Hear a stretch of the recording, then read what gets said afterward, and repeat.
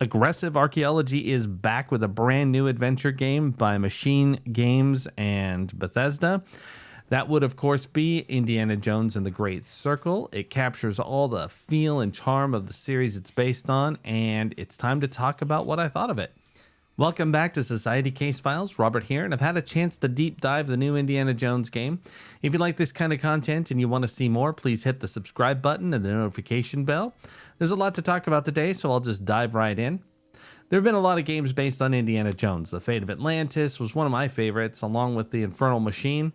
And I know there's tons more, I just can't think of them now. I even looked them up, but the list was a little long to write down, so check it out on Wikipedia if you are curious. Tomb Raider and Uncharted filled the gap of artifact hunting daring characters for a long time, but now Bethesda threw a fedora in the ring to show off what they could do with the genre, and the results are pretty great. The decision to make most of the game first person was interesting, and I wasn't entirely sold on it, even though occasionally you drop back into third person, like when you're climbing around or doing that sort of thing. The action gives it a very Dishonored feel, which once I made that connection, I was a lot more at ease with it, particularly when you're jumping and fighting. You'll get that sense.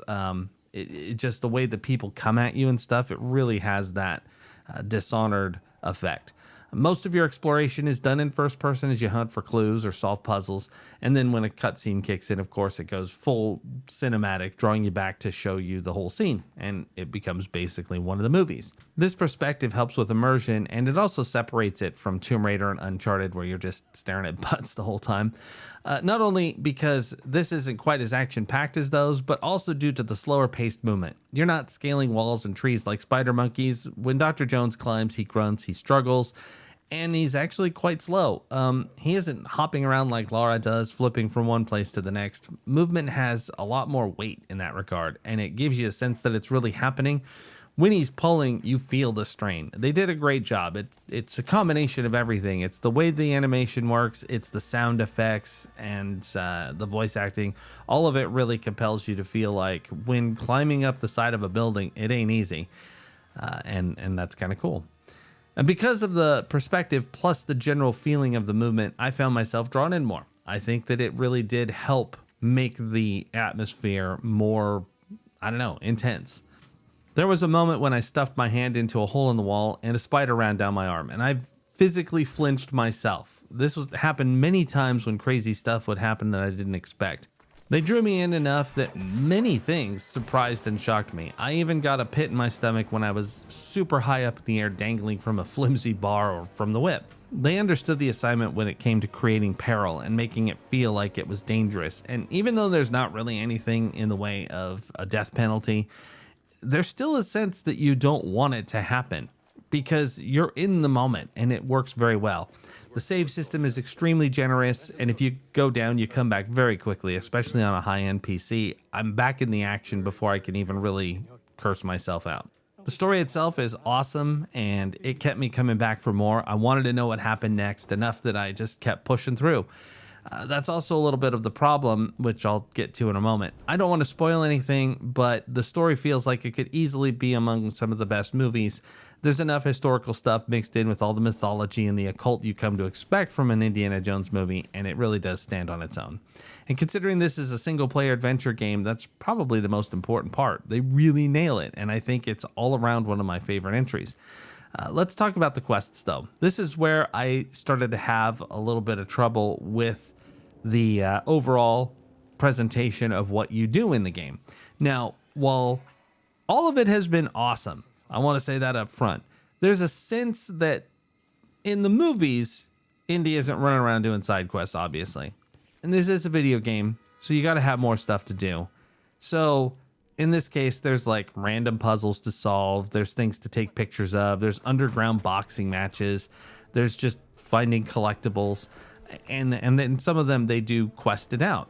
And it does make for good gameplay, but for me, I kind of struggle with the existence of this huge narrative while I'm off wandering around doing other things. Indy's on a quest for a specific reason, as he is in the other movies and books and whatever else.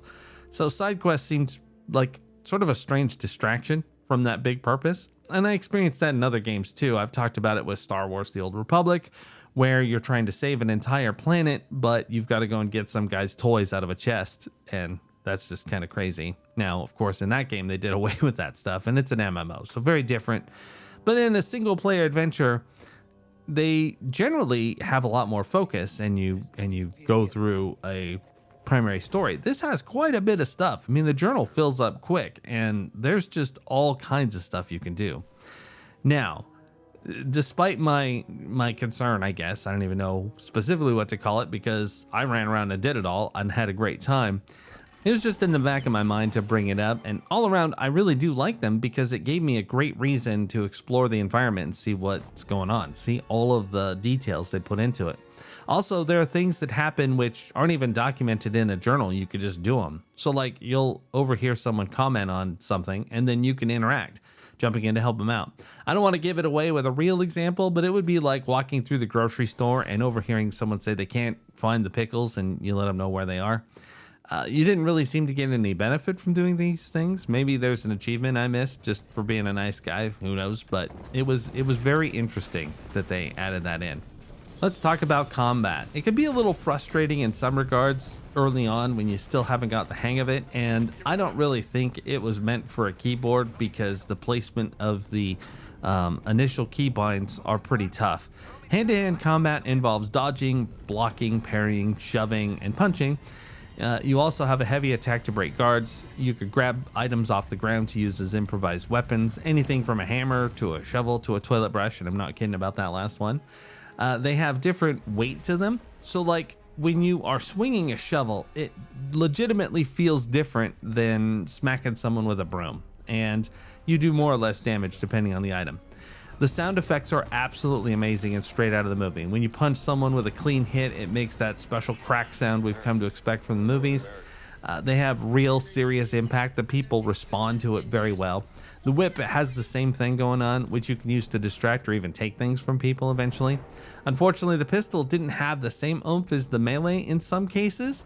While I was able to bring people down with it pretty fast in the beginning parts of the game, there were some folks that could take a shot in the chest or even two, and while they did react, they just immediately charged again. They weren't like, "Oh, I've been actually shot."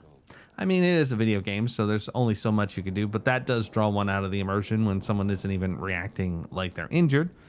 The revolver is a pretty nasty piece of equipment, and it should probably be respected a little bit more. I will say this, I have pulled it out in the game and seen people kind of back off and run and hold their hands up like, please don't shoot, and I thought that was absolutely amazing. Even the machine gun that I picked up off the ground didn't really put folks down as fast as I would have liked, but granted, this is not a run and gun game, so it does make some sense that they've de-emphasized firearms in a lot of ways. They generally aren't the best decision for getting around a problem, so that's just something to keep in mind. Now let's chat about the upgrade system. Basically, you find these books in the world, and then you have to spend adventure points to unlock them. These points are accrued by finishing mysteries, quests, field work, even taking pictures. They could do things like add damage to your improvised weapons, give you more health, make your stamina better, all kinds of stuff.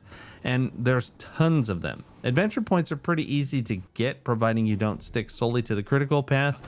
A great example is that when I first started the game, I pretty much stuck to just what was happening, and I went and did what I needed to do. In the second time I started it up to get some footage, I actually wandered around the college more, and I actually found quite a few things that gave adventure points. So it's important to explore and find those so that you can get the stuff that you'd like to play with as far as your upgrades go. It is imperative to get those advantages as well, because without them, it's probably a little bit more difficult than it needs to be. I'm sure you could do it, especially if you're awesome at this kind of game, but I am not, and so I needed to have those things that gave me more damage and more health and all that great stuff. I'd also say that it's just making the game harder for no real reason other than the fact that you want to just see the main story, and that's fine. Many of the side quests are super fun and interesting, but if you're feeling the way that I did, or at least how I talked about earlier, and that the critical path is the most important thing, then, you know, maybe you'll get enough of what you need out of just doing that in order to survive and maybe upgrade a few things. I can tell you this, the health upgrades are locked behind a collection system of finding these medicine bottles, so I'm not entirely sure you could even deal with that. I don't think you'll find enough of those to really upgrade that stuff without wandering around a little bit. Just a thought. They have lots of puzzles to uncover, and there's tons of secret locations to find, and plenty of get this to get that style gameplay. In other words, find a key to get through a specific door so you can get a disguise so that you can get to a different part of the map, that sort of thing. And speaking of disguises, this game takes a cue from the Hitman series in that regard. You can find disguises throughout a map that grant you easier access to different parts of the location that you're exploring. So you might be immediately discovered if you wear the wrong thing, but a proper uniform lets you kind of wander around your enemies and they don't really do much more than nod at you or say hi. Some of the times you get caught are a little silly, though, particularly if you're not even doing anything to arouse suspicion. But by and large, it's an effective stealth system, one that might be a little bit too much, as a matter of fact, because it doesn't even seem to bother them that, like, a guy dressed up as a priest is using a zip line. He doesn't even have to just walk. He can sprint through staring at a map or using a whip. No one even looked twice at those situations.